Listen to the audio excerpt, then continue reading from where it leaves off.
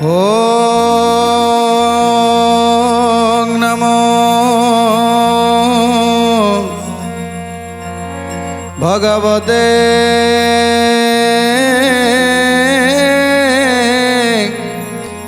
वासुदेवाय।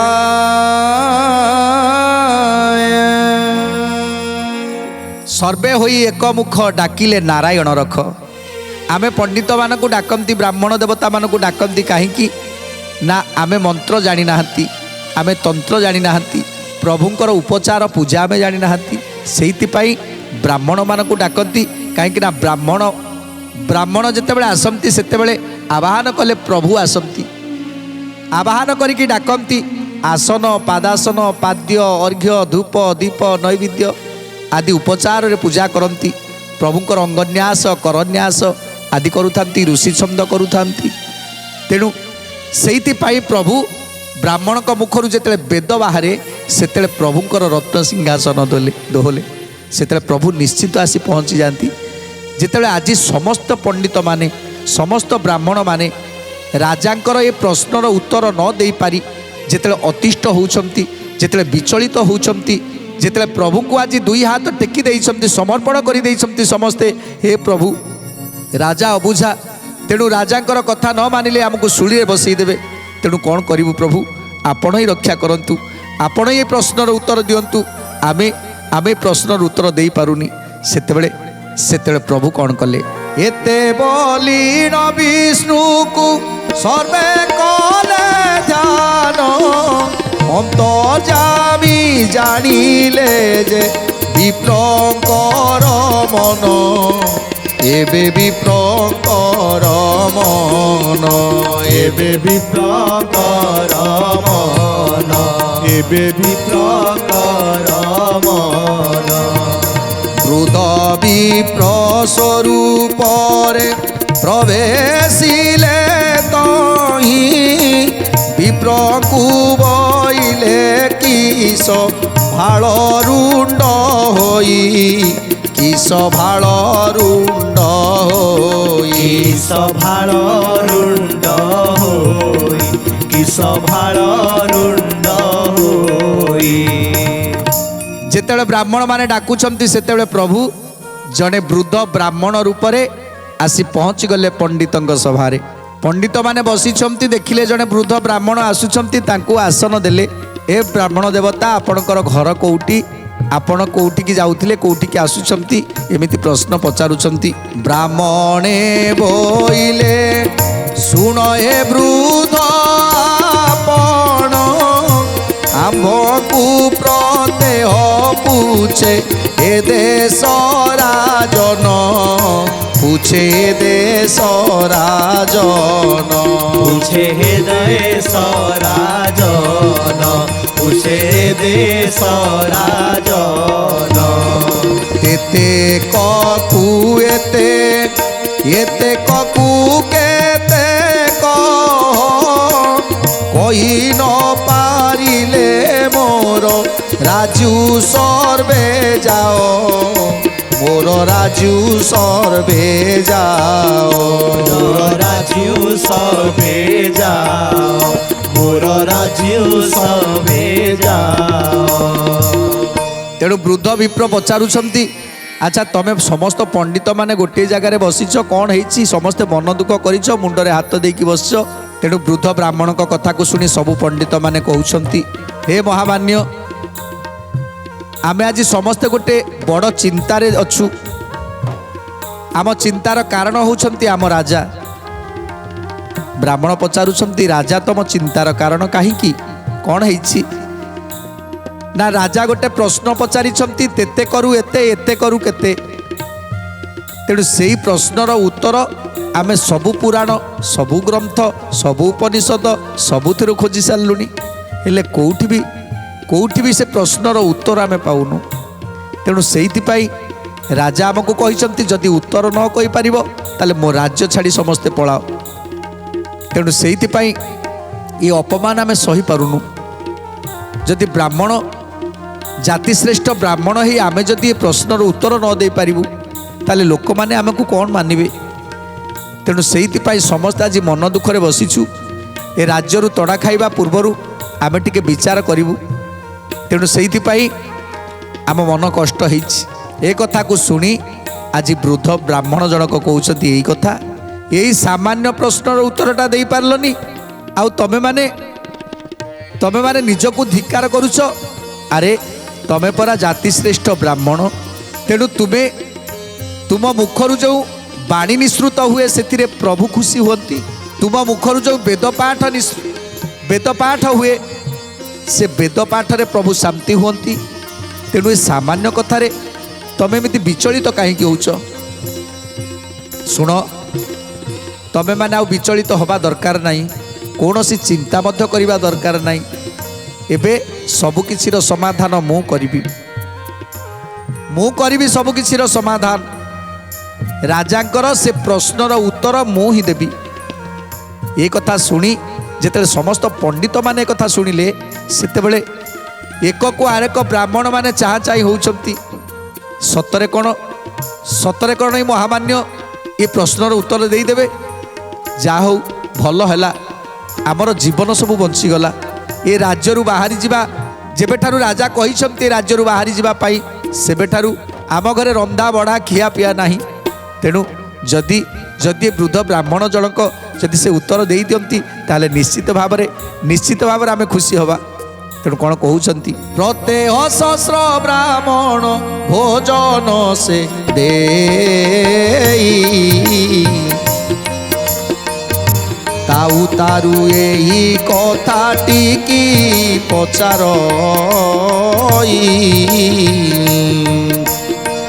ଜୟ ଜୟ ଜଗନ୍ନାଥ ଜଗତର ନାଥ,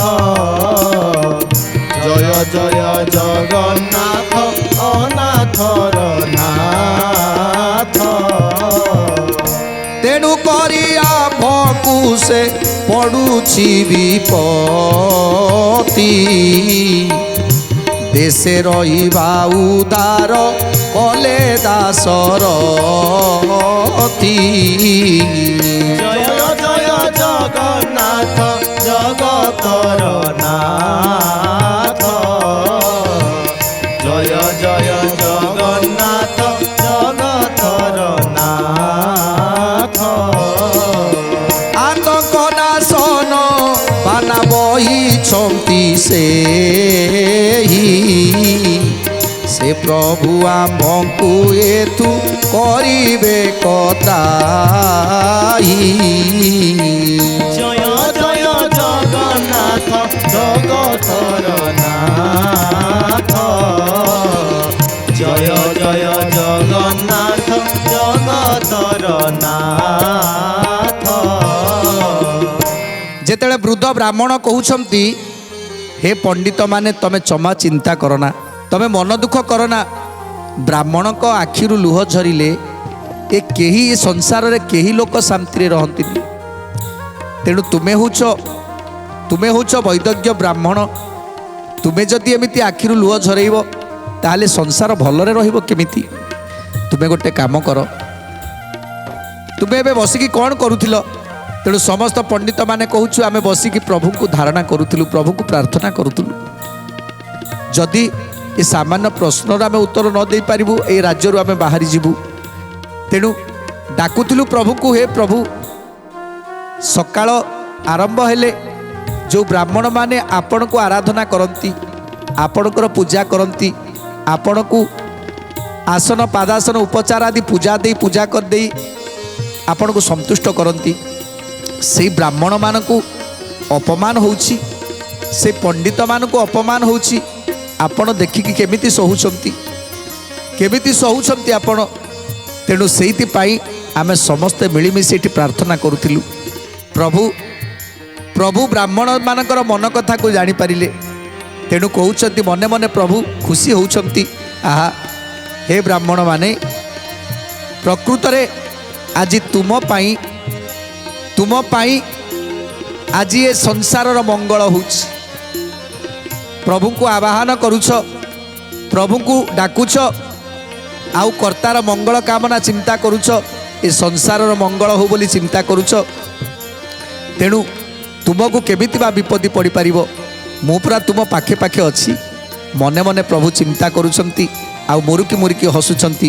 तेणु आज समस्त ब्राह्मण माने राजांक नौर जाई पहुँची गले प्रतिदिन भोजन करिवार अछि। राजांक नौर जेते समस्त सहस्र ब्राह्मण माने पहुँची गले राजा समस्तक पई आसनर व्यवस्था करिछंती समस्तकर भोजन पात्रर व्यवस्था करिछंती। तेणु राजा बसिछंती समस्तंकु भोजन करिवा पई एबे सुपकार माने थिले से माने आज भोजन लगौछंती अपूर्व द्रव्यमान सब भोजन दौछंती आउ ए समस्त ब्राह्मण माने आगरे रखिछंती वृद्ध ब्राह्मण प्रभु आसीछंती वृद्ध ब्राह्मण रूप से सेही वृद्ध ब्राह्मण को नहीं रखिछंती आगरे आउ समस्ते धाड़ी रे बसिछंती। एथर राजा निजे समस्त को भोजन कराउछंती जहाँ जहाँ द्रव्यमान होइतिला समस्त आनिकी परसी देले। जेतेबेले समस्त ब्राह्मण माने खुशी रे आनंद मन रे खाई सारिले आज समस्ते खुशी रे खाइछंती कारण राजांकर प्रश्न आज ताकू कष्ट दबनी कहीं आगरे अछंती वृद्ध ब्राह्मण से सब प्रश्नर उत्तर देवे। तेणु समस्ते आज जमिति मन खोला भाव आज बुलुचंती हसुचंती खेलुचंती खाउचंती। जेतेले भोजन सरीगला राजा आसिक पहुँची गले कौन ब्राह्मण माने आज किंतु कहा को छाड़बिनी आज सत कथा कहूँ आज मु कहा को छाड़बिनी जे पर्यंत मो प्रश्नर तुम उत्तर न देइछ। जेतेबेले राजा एक कथा कहीदेले सेतेबेले समस्त ब्राह्मण माने खुशी आनंद रे गदगद होउछंती समस्ते कहउछंती हाँ मणिमा आज आम निश्चिंत उत्तर देदेबू। समस्त ब्राह्मण माने कहउछंती आम सम्मुखरे जे बसिछंती से ही केवल आपणकर समस्त प्रश्नर उत्तर देवे। राजा वृद्ध ब्राह्मण मुख को चाहिए वृद्ध ब्राह्मण को चाहि कहउछंती तमे मो उत्तर दब जानिछ ए प्रश्न मु प्रतिदिन 6 मास है प्रतिदिन ब्राह्मण मान को पचारुछि हेले जड़े एपर्यंत कहीं तार सठिक उत्तर दे पारिलेनी। एते शास्त्र पुराण सबू पढ़ुचंती ये सामान्य प्रश्नर उत्तरटा दे पारुना से आज हूँ शेष दिन आज जदि कौन उत्तर न देवे ताहले मु ताकू राज्यरू बहिष्कार करी। जेतेबेले राजा पचारुछंती हे वृद्ध ब्राह्मण ये समस्त ब्राह्मण माने तो मोर प्रश्नर उत्तर दे पारलेनी दीर्घ 6 मास हो गला प्रतिदिन मु ताकू गोटे प्रश्न पचारुछि तेते करे एते एते करे केते हेले से सामान्य प्रश्नर उत्तर कौ शास्त्र पुराण उपनिषद ग्रंथ सबुठी खोजुचंती हेले कोउठी भी पाउना। तेणु से आज से शेष दिन जदि आज मो प्रश्नर उत्तर न देवे ना तेणु सीधा ए राज्यरू तांकू विताड़ित करी ए राज्यरू तांकू बाहर करदेवी। जेतेबेले वृद्ध ब्राह्मण शुणिले राजा को कहउचंती हे राजा तुमर समस्त प्रश्नर उत्तर मु देदेवी आ जदि मु तुमको समस्त प्रश्नर उत्तर दे दिए ताहले तुम्हें समस्त ब्राह्मण पाद धरी क्षमा प्रार्थना करिवो कहीं ब्राह्मण मान को जो असम्मान करिछ ब्राह्मण मान को जो निंदा कर देइछ ब्राह्मण माने आज तुम भୟରେ तुम ए प्रश्नर भୟରେ से माने आसीबा को चाहुना। तेणु तुमर कौन प्रश्न थिला मु से प्रश्नर उत्तर निश्चय देवी। मोर विषय आजी कहिले छाड़ीबी तेते कुया हेली एते ककु केते भी। जय जय जगन्नाथ जगतनाथ जय जय जगन्नाथ अनाथ नाथ। कहले मोर प्रश्न तेते कु एते हेली एते कु केते हेबी। तेणु आज प्रभु माया रूपी ब्राह्मण कहउछंती माया भी प्रबईले को राजा मुख चाई तेते कुआ हेलु एते ककु किछि नाही। जय जय जगन्नाथ जगतनाथ जय जय जगन्नाथ अनाथ नाथ। जेतेबेले राजा पचारुछंती तेते ककु एते हेली एते ककु केते हेबी ସେତେବେଳେ ମାୟା ବ୍ରାହ୍ମଣ କହୁଛନ୍ତି ତେତେକକୁ ଏତେ ହେଲ ଏତେକକୁ ଆଉ କିଛି ନାହିଁ। ଯେତେବେଳେ ଏକଥା କହିଦେଲେ ସେତେବେଳେ ଚମକି ପଡ଼ିଲେ ରାଜା। ତେଣୁ ବ୍ରାହ୍ମଣକୁ ପଚାରୁଛନ୍ତି ଇଏ ତମେ କ'ଣ କହୁଛ? ନା ରାଜା ମୁଁ ଠିକ୍ କହୁଛି, ତମେ ଯାହା ହେଇଛ ଯେତେ କରେ ଯେତିକି ହେଇଛ ଆଉ ଏତେ ସବୁ କରି ଆଉ କିଛି ନାହିଁ। ରାଜା ହାତ ଯୋଡ଼ିକି ପ୍ରାର୍ଥନା କରୁଛି ହେ ବ୍ରାହ୍ମଣ ଦେବତା, ଯଦି ତେତେ କରେ ଏତେ ହେଲା ଏତେ କରେ ମୋର କିଛି ନାହିଁ। ବ୍ରାହ୍ମଣ ହସୁଛନ୍ତି କହିଲେ ନାଇଁ ବାବା ଆଉ କିଛି ନାହିଁ। ତେତେ କରେ ସିନା ଏତେ ହେଲା ହେଲେ ଏତେ କରେ ଆଉ କିଛି ନାହିଁ। ହାତ ଯୋଡ଼ିଦେଲେ ରାଜା। କୁହନ୍ତୁ ବ୍ରାହ୍ମଣ ଏମିତି କାହିଁକି ଆପଣ କହୁଛନ୍ତି? ବେନି କର ଯୋଡ଼ି ତାଙ୍କୁ ପଚାରେ ନରେଶ କିପରି ଜାଣିଲ ଏହା କବି ପ୍ରଇଶ। କିପରି ଜାଣିଲ ଆହା କବି ବେଶ, କିପରି ଜାଣିଲ ଏହା କବି ବେଶ। ତେତେ କୁୟା ହେଲା ଏତେ କକୁ କିଛି ନାହିଁ, ଏଥିର ଚରିତ ମତେ କହନ୍ତୁ ବୁଝାଇ। ଜୟ ଜୟ ଜଗନ୍ନାଥ ଜଗତର ନାଥ, ଜୟ ଜୟ ଜଗନ୍ନାଥ ଅନାଥର ନାଥ। গোবিন্দ বইলে তুই শুণনু পবর, পূর্বে জন্মে জাতিরে তু থিলু এ সবর। জয় জয় জগন্নাথ জগতর নাথ, জয় জয় জগন্নাথ অনাথর নাথ। এক ব্রাহ্মণকু তুই অন্নদান দেলু, সেই পুণ্য এতে তুই নৃপতি হইলু। জয় জয় জগন্নাথ জগতর নাথ, জয় জয় জগন্নাথ অনাথর নাথ। রাজাঙ্কর পূর্ব কথা সবু স্মরণ ଅଛି, କାହିଁକି ନା ଯମରାଜାଙ୍କୁ ପ୍ରାର୍ଥନା କରିଥିଲେ ହେ ଯମରାଜା ମୁଁ ଯଦି ଜନ୍ମ ହୁଏ ତାହେଲେ ମୋର ପୂର୍ବଜନ୍ମ କଥା ଯେମିତି ମୋର ସବୁ ମନେ ରହିବ। ତେଣୁ ଯେତେବେଳେ ସିଏ ଜାଣିଛନ୍ତି ଯେ ମୁଁ ତେତେ କରେ ଏତେ ହେଲି, ତାମାନେ ମୁଁ ଜଣେ ବ୍ରାହ୍ମଣକୁ ଖାଇବାକୁ ଦେଇଥିଲି ବୋଲି ଆଜି ମୁଁ ଜଣେ ରାଜା ହେଇକି ବସିଛି, ଏ ଜନ୍ମରେ ରାଜା ହେଇଛି। ତେଣୁ ଏବେ ଯଦି ମୁଁ ଲକ୍ଷେ ବ୍ରାହ୍ମଣକୁ ଭୋଜନ କରେଇବି, ଲକ୍ଷେ ବ୍ରାହ୍ମଣକୁ ଦାନ ଦେବି, ତାହେଲେ ମୋର କେତେ ହେବ? ଏ କଥା ସେ ଜାଣିଛନ୍ତି, ସେଇଥିପାଇଁ ସମସ୍ତ ବ୍ରାହ୍ମଣମାନଙ୍କୁ ପଚାରୁଛନ୍ତି। ସେ ଜାଣିନାହାନ୍ତି ଯେ ଇଏ ହେଉଛନ୍ତି ସ୍ୱୟଂ ପ୍ରଭୁ ମାୟା ରୂପରେ ଆସିଛନ୍ତି, ମାୟା ବ୍ରାହ୍ମଣ ରୂପରେ ଆସିଛନ୍ତି। ତେଣୁ ବ୍ରାହ୍ମଣ କହୁଛନ୍ତି ହେ ରାଜା ତମ ପୂର୍ବଜନ୍ମ କଥା ମୁଁ କହିବି। ତମେ ଥିଲ ଜଣେ ଶବର, ତମେ ଗୋଟିଏ ବ୍ରାହ୍ମଣକୁ ଅନ୍ନଦାନ ଦେଇକି ଖୁସି କରିଥିଲ ବୋଲି ଆଜି ତୁମେ ରାଜପଦ ପାଇଛ। ଆଉ ଏବେ ଯାହା ସବୁ କରୁଛ ସେ ପୁଣ୍ୟର ଟିକିଏ ବି ପୁଣ୍ୟ ନାହିଁ। ଚମକି ପଡ଼ିଲେ ରାଜା।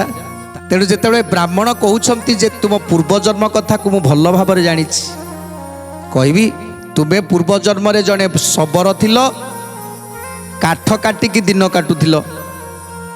ଜଣେ ବ୍ରାହ୍ମଣକୁ ଖାଦ୍ୟରେ ସନ୍ତୁଷ୍ଟ କଲ, ଖାଦ୍ୟ ଦେଇକି ତାକୁ ସନ୍ତୁଷ୍ଟ କରିବାରୁ ତୁମେ ପୁଣ୍ୟବାନ ହେଲ, ଧର୍ମ ହେଲା ତୁମର, ତୁମେ ଶେଷରେ ଏଠି ରାଜା ଘରେ ଜନ୍ମ ନେଲ। ପୁଣ୍ୟ କରିଥିଲ ବୋଲି, ଅନ୍ନଦାନର ପୁଣ୍ୟ କରିଥିଲ ବୋଲି ସେ କଥାକୁ ତମେ ଜାଣିଛ। ଆଉ ସେଇଥିପାଇଁ ଏବେ ଲକ୍ଷ ଲକ୍ଷ ବ୍ରାହ୍ମଣକୁ ଦାନ ଦେଉଛ, ଲକ୍ଷ ଲକ୍ଷ ବ୍ରାହ୍ମଣକୁ ଭୋଜନ କରୁଛ, ପ୍ରତିଦିନ ଭୋଜନ କରୁଛ। ତେଣୁ ସେଇଥିପାଇଁ ତୁମେ ଭାବୁଛ ଯେ ମୁଁ ଗୋଟିଏ ଥର ତ ଦେଇଥିଲି ଏତିକି ପାଇଥିଲି, ତାହେଲେ ଏତେ ବ୍ରାହ୍ମଣମାନଙ୍କୁ ମୁଁ ଆଜି ଭୋଜନ ଦେଉଛି, ତାହେଲେ ମୋର କେତେ ପୁଣ୍ୟ ନ ହେବ? ହେଲେ ରାଜା ଏଥିରେ ତୋର କିଛି ବି ପୁଣ୍ୟ ନାହିଁ, କିଛି ବି ପୁଣ୍ୟ ନାହିଁ। ଚମକି ପଡ଼ିଲେ ରାଜା। କହିଲେ କ'ଣ କହୁଛନ୍ତି ଆପଣ? ହେ ବ୍ରାହ୍ମଣ ଦେବତା, ଆପଣ ଯାହା ଯାହା କହିଲେ ତାହା ତ ଠିକ୍ କଥା। ଆଉ ପୁଣ୍ୟ ନାହିଁ ବୋଲି କହିଲେ କାହିଁକି ମୋର ପୁଣ୍ୟ ନାହିଁ? ମୁଁ ତ ପ୍ରତିଦିନ ବ୍ରାହ୍ମଣକୁ ଭୋଜନ ଦେଉଛି, ତାହେଲେ କାହିଁକି ମୋର ପୁଣ୍ୟ ନାହିଁ? କହିଲେ ରାଜା ସେତେବେଳେ ତୁ କ'ଣ କରିଥିଲୁ ଜାଣିଛୁ? ସେ କାଠ କାଟିକି ନେଇକି ବଜାରରେ ବିକ୍ରି କରୁଥିଲୁ, ଆଉ ବଜାରରେ ବିକିକି ଚାଉଳ ମାଣେକି ପୋଷେ ଆଣୁଥିଲୁ। ସେତିକିରେ ତମେ ଦୁଇ ପ୍ରାଣୀ ଯାକ ଚଳୁଥିଲ। ଯେତେବେଳେ କାଠ କାଟିବାକୁ ଯାଅ ମୁଣ୍ଡ ଝାଳ ତୁଣ୍ଡରେ ବହି କେତେ ପରିଶ୍ରମ କରୁଥିଲ, ଆଉ ସେ ପରିଶ୍ରମର ମୂଲ୍ୟ ମାତ୍ର ଅଳ୍ପ ଥିଲା। ସେଇ ଅଳ୍ପରେ ତମେ ସନ୍ତୁଷ୍ଟ ଥିଲ, ଆଉ ସେଇ ଅଳ୍ପକୁ ତୁମେ ନିଜେ ନ ଖାଇ ଅନ୍ୟ ଜଣକୁ ଦାନ କରିଥିଲ। ସେଇଥିପାଇଁ ତୁମେ ଆଜି ରାଜପଦରେ ବସିଛ, ରାଜଗାଦିରେ ବସିଛ, କିନ୍ତୁ ଏବେ ତୁମେ ଗୋଟେ ରାଜ୍ୟର ରାଜା। ତୁମ ପାଖରେ ଅମାପ ଧନ ସମ୍ପତ୍ତି ଅଛି। ଏ ଧନ ସମ୍ପତ୍ତି ତମେ ରୋଜଗାର କରିନା। ଏ ସମ୍ପତ୍ତି କେଉଁଠୁ ଆସିଛି ଜାଣିଛ ନା? ଇଏ ହେଉଛି କେବଳ ରାଜସ୍ୱ, ପ୍ରଜାମାନଙ୍କର ଧନ। ପ୍ରଜାମାନେ ଯେଉଁ କର ଦେଲେ, ପ୍ରଜାମାନଙ୍କ କରରେ ତମେ ଆଜି ଧନୀ ହେଇଛ ଆଉ ଧନ ରୋଜଗାର କରି ରଖିଛ। ଇଏ ତୁମର କଷ୍ଟ ଅର୍ଜିତ ଧନ ନୁହେଁ, ତୁମେ ପରିଶ୍ରମ କରିନା ଏ ଧନ ପାଇଁ। ତେଣୁ ଏ ଧନ ତମର କେବେ ନୁହଁ। ଯେଉଁଠି ତମେ ପରିଶ୍ରମ କରିନା ସେ ଧନ ତମର କେମିତି ହେବ? ସେ ଧନ ତୁମର ନୁହେଁ। ତୁମେ ୟାର କେବଳ ଜଗୁଆଳି ସାଜିଛ। କିନ୍ତୁ ଜଗୁଆଳି ସାଜିଲା ପରେ ଗୋଟିଏ ଧନର ତୁମେ ଜଗୁଆଳି ସାଜିଲ, ସେ ଧନକୁ ନେଇକି ତମେ ଖର୍ଚ୍ଚ କେମିତି କରିବ? ଯଦି ତମେ ଅନ୍ୟର ଧନକୁ ଜଗିକି ରହିଛ, ତାହେଲେ ତା ଧନଟାକୁ ନେଇକି ଖର୍ଚ୍ଚ କରିବ କେମିତି? ଆଉ ତା ଧନଟାକୁ ଖର୍ଚ୍ଚ କରିକି ତମେ ପୁଣ୍ୟ ଅର୍ଜନ କରିବାକୁ ଚାହୁଁଛ। ତେଣୁ ସେଥିପାଇଁ ପୁଣ୍ୟ କେଉଁଠୁ ଆସିବ? ବରଂ ତମେ ପାପରେ ଭାଗି ହେଇସାରିଲଣି। ବ୍ରାହ୍ମଣମାନଙ୍କୁ ଭୋଜନ ଦେଇଛ ସତ, ପର ଧନରେ ତମେ ଭୋଜନ ଦେଇଛ ମାନେ ତୁମେ ପାପରେ ଭାଗି ହେଇସାରିଲଣି, ଋଣୀ ହେଇଗଲଣି, ଅନେକ ଋଣ କରିସାରିଲଣି। ତେଣୁ ସେଇଥିପାଇଁ ମୁଁ କହିଲି ଯେ ତେତେ କରେ ଏତେ, ଏତେ କରେ କିଛି ନାହିଁ। ଆଜି ଯେତେବେଳେ ଏ କଥା ଶୁଣିଦେଲା ଶବର ରାଜା, ସଙ୍ଗେ ସଙ୍ଗେ ବ୍ରାହ୍ମଣଙ୍କର ପାଦ ତଳେ ପଡ଼ିଗଲା। ବ୍ରାହ୍ମଣଙ୍କର ପାଦ ତଳେ ପଡ଼ିଗଲା, କ୍ଷମା କର ପ୍ରଭୁ, କ୍ଷମା କର ବ୍ରାହ୍ମଣ ଦେବତା, ମୁଁ ଏସବୁ କଥା ଜାଣିନଥିଲି। ମୁଁ ଅହଙ୍କାର ବଶତଃ କେତେ କେତେ କଥା ଭାବୁଥିଲି। ମୁଁ ଭାବୁଥିଲି ଯଦି ପୋଷାକ ଚାଉଳ ଦେଇ ମୁଁ ଯଦି ଏତେ ବଡ଼ ରାଜପଦ ପାଇପାରିଲି, ତାହେଲେ ଏତେ ଧନ ସମ୍ପତ୍ତି ଅଛି, ଏତେ ଧନ ସମ୍ପତ୍ତି ମୁଁ ପ୍ରତିଦିନ ବ୍ରାହ୍ମଣକୁ ଲକ୍ଷ ଲକ୍ଷ ବ୍ରାହ୍ମଣକୁ ଦାନ ଦେଇକି କାହିଁକି ନ ପାଇବି? ଏଇଟା ମୋର ଭ୍ରାନ୍ତ ଧାରଣା ଥିଲା। ହେ ବ୍ରାହ୍ମଣ ଦେବତା, ଯିଏ କଷ୍ଟ ଅର୍ଜିତ କରି ଧନ ସଞ୍ଚେ, ଆଉ ସେଇ ଧନରୁ ଯଦି କାହାକୁ ଦାନ ଦିଏ, ତାହେଲେ ସେୟା ହିଁ କେବଳ ତାର ପୁଣ୍ୟ ହେବ। ଆଉ ଏଇ ଯେଉଁ ରାଜପଦ, ଏଇ ଯେଉଁ ରାଜଉଆସରେ ଯେତେ ସମ୍ପତ୍ତି ଅଛି, ଧନ ଅଛି, ମୁଁ କେବେ ଖଟିକି ପରିଶ୍ରମ କରିକି ଏ ଧନ କରିନି। ତେଣୁ ଯିଏ ପରିଶ୍ରମ କରିକି ଏ ଧନକୁ ସଞ୍ଚିଥିବ, ମୋର ପିତା ହୁଅନ୍ତୁ, ପ୍ରପିତା ହୁଅନ୍ତୁ, ଯିଏ କେହି ହୁଅନ୍ତୁ ନା କାହିଁକି, ଯେଉଁମାନେ କଷ୍ଟ ଅର୍ଜିତ କରିକି ଧନକୁ ସଞ୍ଚିକି ରଖିଛନ୍ତି, ମୁଁ ହେଉଛି ସେମାନଙ୍କର ଜଗୁଆଳି। ମୁଁ କେବଳ ସେ ଧନର ଜଗୁଆଳି। ଆଉ ଯଦି ଜଣେ ଜଗୁଆଳି ହେଇକି ସେ ଧନକୁ କେମିତି ଖାଇପାରିବ? ତେଣୁ ଆଜି ଚିନ୍ତା କରୁଛନ୍ତି ମୁଁ କ'ଣ କରିବି। ଏବେ ରାଜା କ'ଣ କରିବେ, ସୁନ୍ଦର କଥା ଜାଣିବା ପରବର୍ତ୍ତୀ ଅଧ୍ୟାୟରେ। ଆଜି ତ ସମୟ ଇସାରା ଦେଲାଣି, ଆଜି ପାଇଁ ବାଣୀକି ବିରାମ ଦେବା। ଟିକେ ପ୍ରଭୁଙ୍କର ନାମ ସଂକୀର୍ତ୍ତନ କରି ଆଜିର କାର୍ଯ୍ୟକ୍ରମକୁ ସମାପ୍ତ କରିବା। ଭଜ ଭଜରେ ଭଜରେ ମନ ରାଧା ଗୋବିନ୍ଦ, ଭଜ ଭଜରେ ଭଜରେ ମନ ରାଧା ଗୋବିନ୍ଦ, ଜୟ ରାଧା ଗୋବିନ୍ଦ, ଜୟ ରାଧା ଗୋବିନ୍ଦ, ଜୟ ରାଧା ଗୋବିନ୍ଦ, ଜୟ ରାଧା ଗୋବିନ୍ଦ। ভজ ভজরে ভজরে ভজরে মন রাধা গোবিন্দ, ভজরে ভজরে মন রাধা গোবিন্দ, ভজ ভজরে ভজরে মন রাধা গোবিন্দ, ভজরে ভজরে মন রাধা গোবিন্দ।